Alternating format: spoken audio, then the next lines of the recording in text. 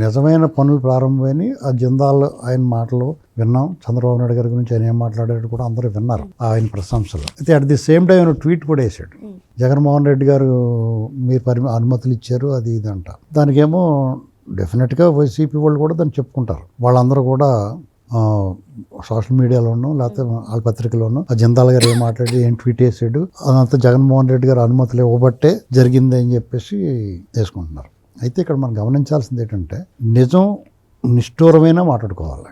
జగన్మోహన్ రెడ్డి గారికి అతను థ్యాంక్స్ చెప్పినా జగన్మోహన్ రెడ్డి గారి పేరు స్మరించుకున్న దానికి కారణం ఏంటంటే జత్వానీ ఉంది కదా, జత్వానీ బారి నుంచి కాపాడాడు వాళ్ళని. అర్థమైంది. ఈయన ఆఫీసర్లను బలిచ్చేసి రాచకం చేసైనా సరే కాపాడాడు కాబట్టి చెప్పాలా, చెప్పి తీరాలా, కృతజ్ఞత ఉండాలి, గ్రాటిట్యూడ్ ఉండాలి. అంతే తప్ప స్టీల్ ప్లాంట్కి అనుమతి ఇచ్చాడని కాదు. స్టీల్ ప్లాంట్కి పెట్టుబడులు పెడతారంటే ఎవరు పడితే వాళ్ళు అనుమతి ఇస్తారు. అర్థమైందండి, అది మ్యాటర్.